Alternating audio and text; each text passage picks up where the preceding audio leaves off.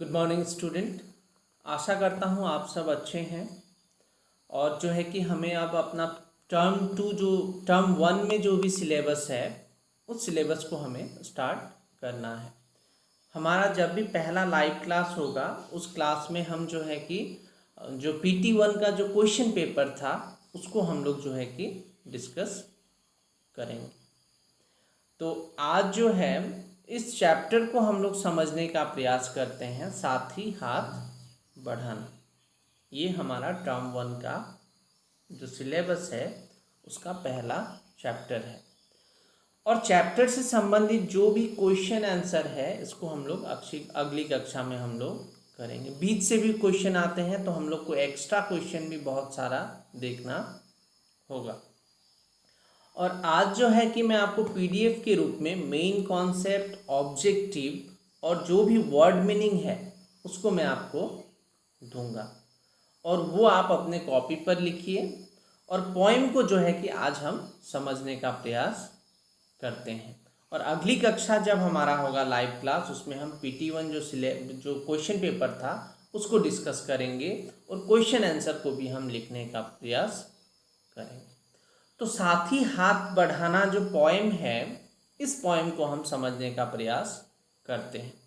ये एक ऐसी कविता है, ये एक ऐसा गीत है जो हमें एक साथ रहने को, एक साथ मिलजुल कर आगे बढ़ने की प्रेरणा देती है। अगर जब जब मनुष्य एक साथ मिलजुल कर काम करता है वो जीवन में हमेशा सफल होता है। तो ये एकजुट होने की प्रेरणा ये कविता हमें देती है। तो इसको हम लोग देखते हैं। साथ ही हाथ बढ़ाना। साथ ही हाथ बढ़ाना, एक अकेला थक जाएगा, मिलकर बोझ उठाना। साथ ही हाथ बढ़ाना। हम मेहनत वालों ने जब भी मिलकर कदम बढ़ाया, सागर ने रास्ता छोड़ा, पर्वत ने शीश झुकाया।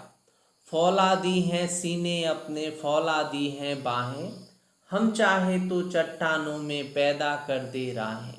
साथ ही हाथ बढ़ाना।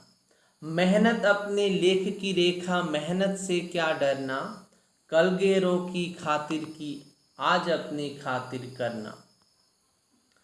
अपना दुख भी एक है साथी, अपना सुख भी एक, अपनी मंजिल सच की मंजिल, अपना रास्ता नेक।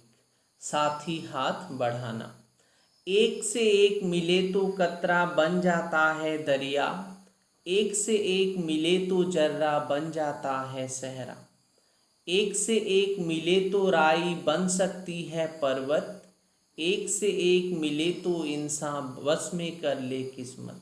साथ ही हाथ बढ़ाना। तो साहिर लुधियानवी की ये कविता है, बहुत ही सुंदर कविता है। इस कविता में कवि ने जो है कि एक साथ मिलजुल कर रहने की प्रेरणा हम सबको दी है।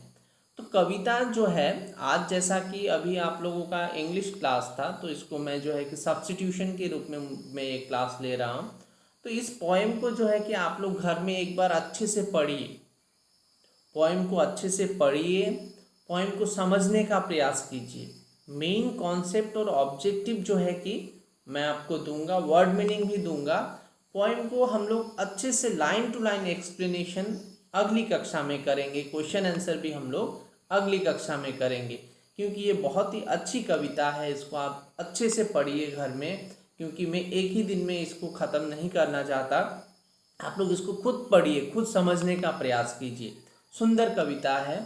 और कविता को हम लोग जो है कि एक्सप्लेनेशन, क्वेश्चन आंसर अगली कक्षा में करेंगे। मैं मेन कॉन्सेप्ट, ऑब्जेक्टिव और वर्ड मीनिंग आपको दूंगा PDF के रूप में, उसे आप अपने कॉपी पर लिखिए। Thank you.